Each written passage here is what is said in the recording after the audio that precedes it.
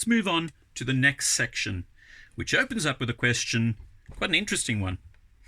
A triathlon, tri meaning 3, is a race in 3 stages. We have a swimming section, a cycling section, and a running section. This swimming course on this triathlon is 1,500 meters long. And Jack takes 25 minutes to complete this course, 1,500 meters, 25 minutes to complete. Now, what are they asking us? They are asking us, what is Jack's average speed in kilometers per hour? Kilometers per hour. Now, most of you will remember when we have speed, distance, time questions, we go to our trusty triangle. And remember, because I'm a Leeds United fan, I always tend to say, don't support Tottenham. Bit cruel again, but there we go. If it's going to help you to remember, don't support Tottenham. And what does that mean? It means if I want to know distance, I'm going to do speed times time. If I want to know speed as my answer, I'm going to do distance divided by time. And if I want to know how long it took or time, I'm going to do distance divided by speed. So that's how that triangle helps us. So we want to know the average speed.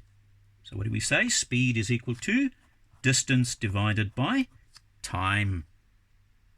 So what was the distance? It was 1,500. 25 minutes, but we're not going to divide it by 25 because 25 minutes is only a fraction of an hour. Okay, we're talking about kilometers per hour.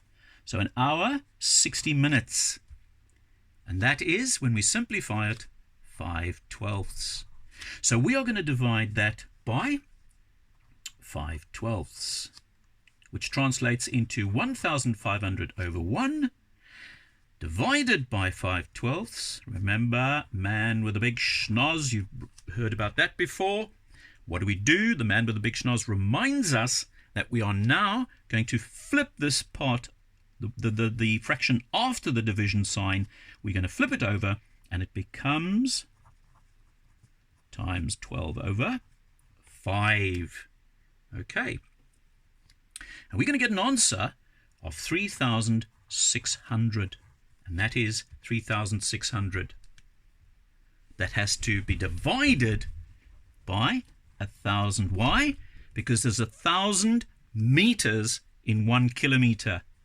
So divide that by 1,000, and that becomes 3.6. Right, we have completed the first part of this question.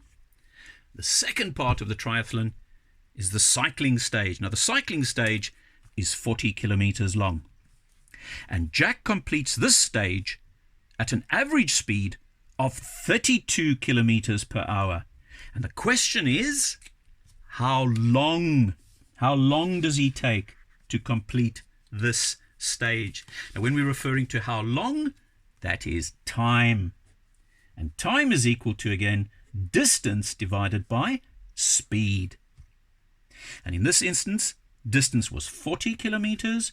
We're dividing that by 32 because that was his speed. And our answer we get is 1.25. So we know that that's 1 hour. That's 1 full hour. But be careful. Be careful now.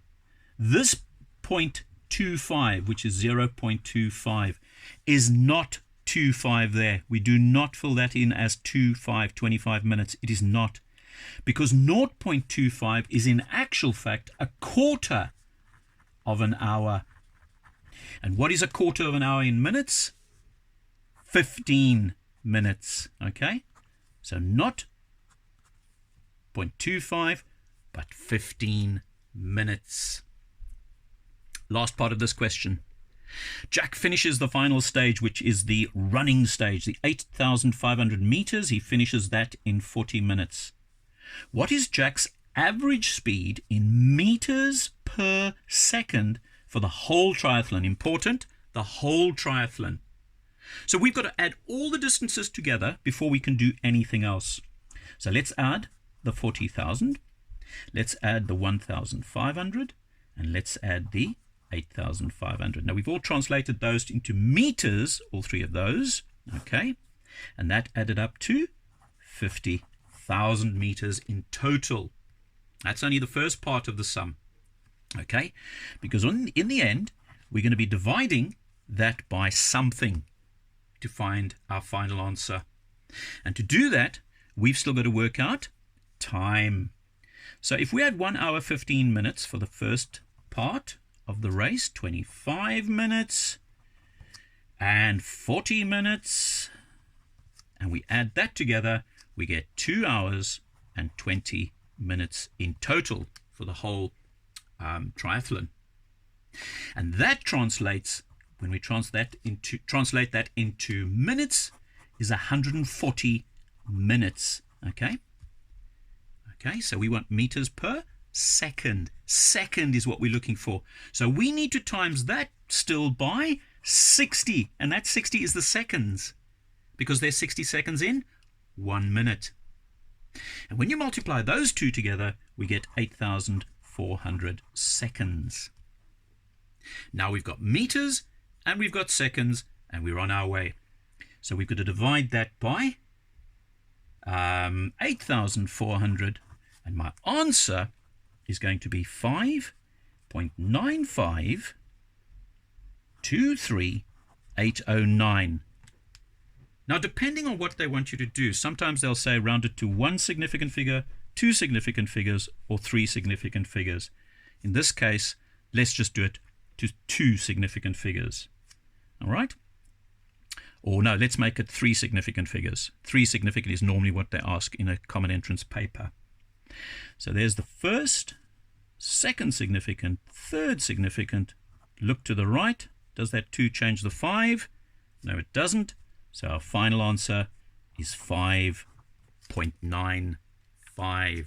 And that's done to 3 sig fig, meaning 3 significant figures.